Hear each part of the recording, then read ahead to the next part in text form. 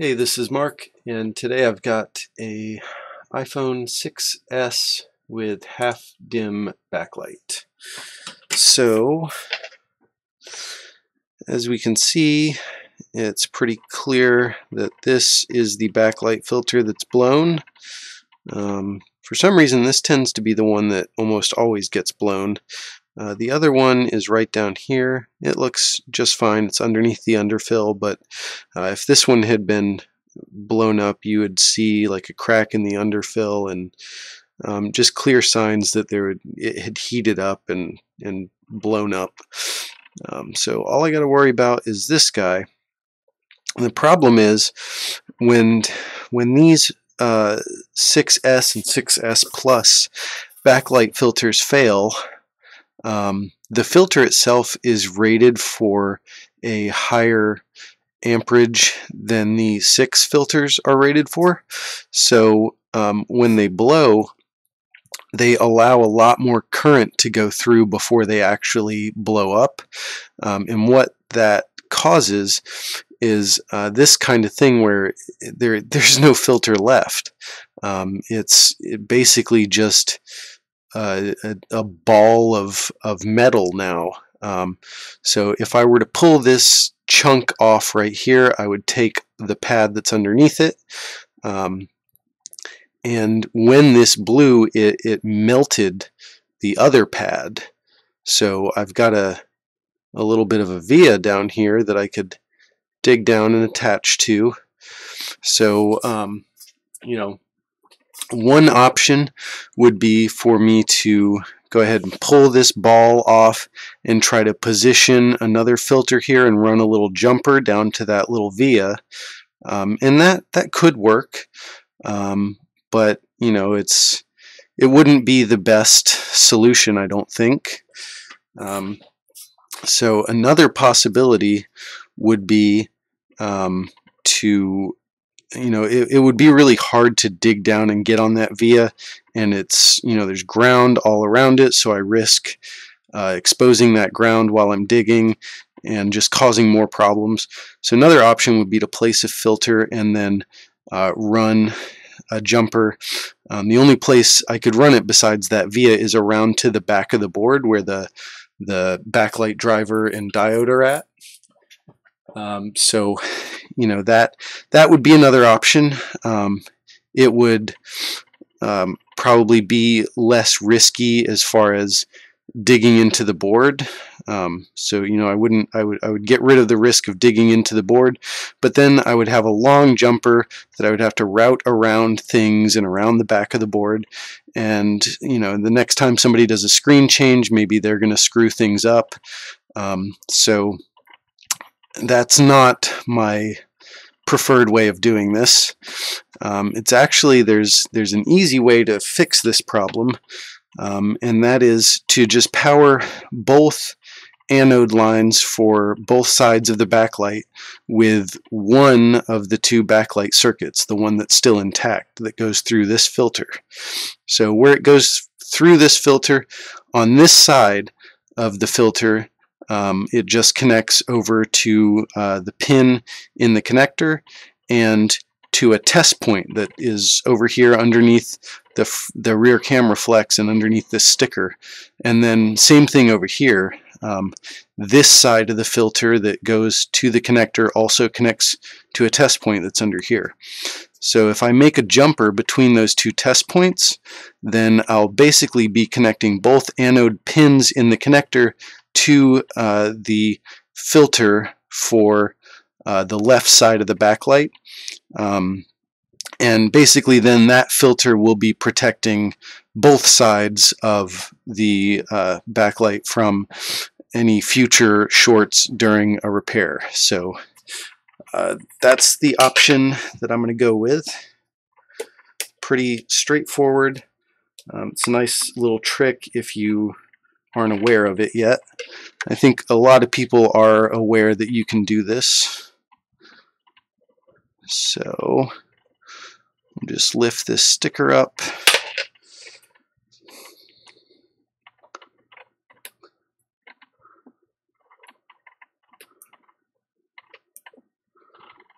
Come on.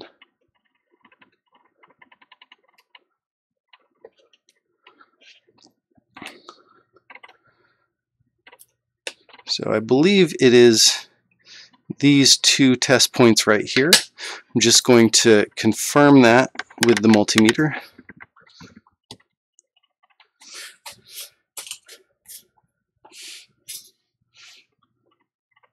So this should be the bottom side.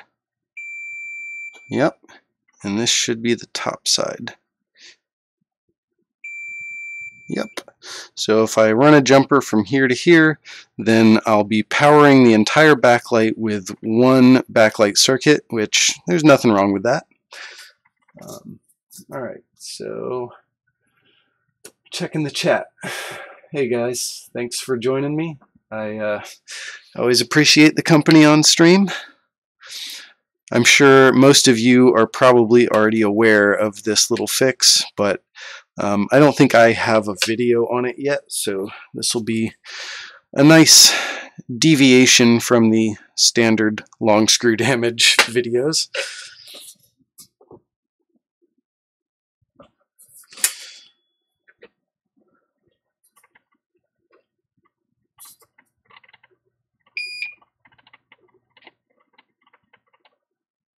Just tin up those, connect and connect, and that is all there is to it. It's probably the easiest backlight repair of any iPhone ever. Don't even have to place a jumper. It's one of my favorite repairs that I never get to do. This one ended up getting sent to me because Jessa was on vacation, so I got a nice fun, easy one inside the box of, you know, a half dozen long screw jobs. All right, so just put that sticker back down, reconnect the rear camera, and I'll go ahead and hook up a screen and let's see if we have full backlight.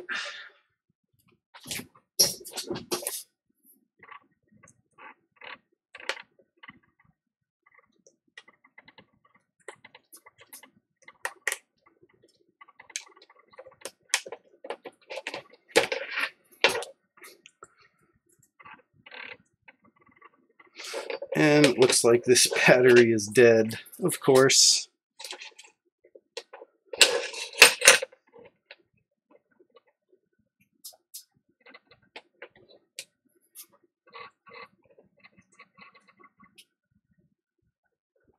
Huh, now that's weird. Plugged in the lightning cable and getting 0 amps on the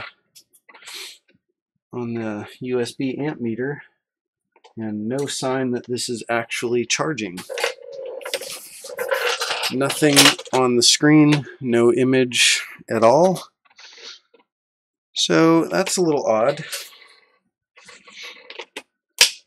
I'll just disconnect the battery, hook up DC power supply, see if we can boot off of that. Maybe I've got to address a charging problem in this one as well. All right, there we go. So let's see if I can get this to pick up on the camera.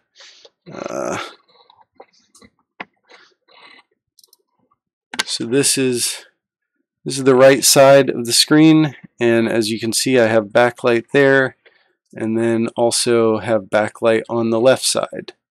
So backlight is definitely solved in this one. Yep, we're booted up. We got touch. All right, good to go there. Now I am a little bit curious about this charging problem. So I'm just going to try again on the USB amp meter with a different cable just to rule that possibility out.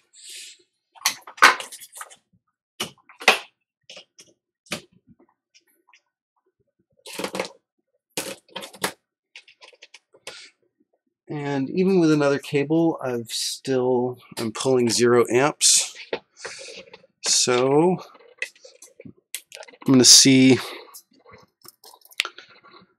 what voltage I have on this battery.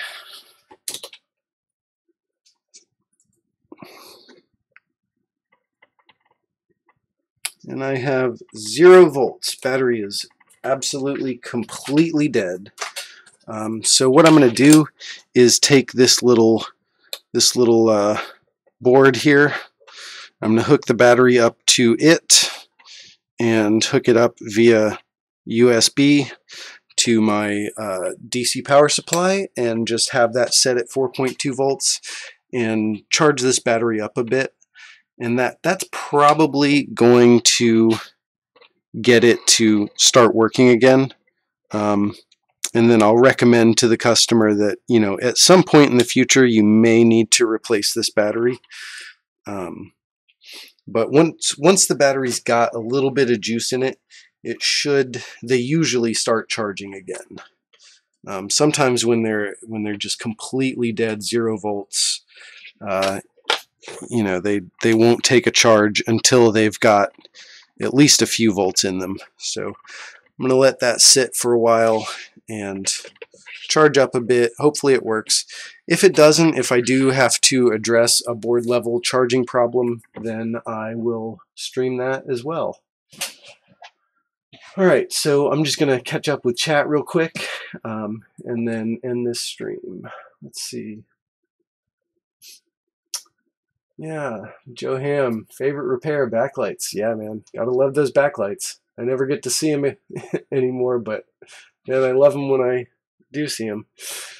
Joe also says, I still sound sick. You need a good cold IPA. I actually just finished a locally brewed IPA. I forget what the brewery is. Something local here in Jacksonville that my wife picked up. Let's see. Need help, Mark? I was doing a touch IC. Now I have no backlight or no image at all. Can you tell me what it can be? Let's see. And Joe responds, the other side of touch IC is backlight IC, and it's underfilled. You may have had too much heat. Check for short on backlight line. So that's a good response. I'm going to add to that if you're doing an iPhone 6, if that's the touch IC job you're doing, then yes, most likely the underfill has expanded and kind of pushed that backlight driver up and broken connections there. I can tell you if that's the case, if it's an iPhone 6, and you're probably not going to find anything with the multimeter. You're not going to be able to detect any shorts because it's actually an open, which you may be able to detect depending on which line is open. But I recommend, before you even turn the multimeter on, just go ahead and replace that backlight driver. Or if you can really carefully remove it without damaging it, you can reball the same backlight driver and put it back on. Or not even reball it. If you can get it off without damaging it, you'll flip it over and there'll be a few kind of dark gray oxidized pads. And if you just clean those pads up, touch them with some flux in your iron and get them shiny again, you can put that same chip back on the existing balls, and it'll work just fine. So I've got a video that I did a couple of days ago. If you look at my recent videos, you'll see I did an iPhone 6. It was long. Well, good luck finding it. It was one of the iPhone 6 long screw damage videos that also ended up needing touch repair. And then during my touch repair after it, I had no backlight. So basically the entire process you're going to have to go through, I did on stream a few days ago. So look for that. And I guess that's it for tonight, or for right now for this job. I'm going to let this charge up, check it out, make sure it's charging good once the battery has a little bit of voltage on it. And if that's all good to go, then I will move on to the next job I have for tonight, which is, what is it? iPhone 6s not charging. So I'm going to stream that probably in another 10 or 20 minutes whenever I'm happy with the state of this current device. So thanks again, guys, for watching, and see you in a few.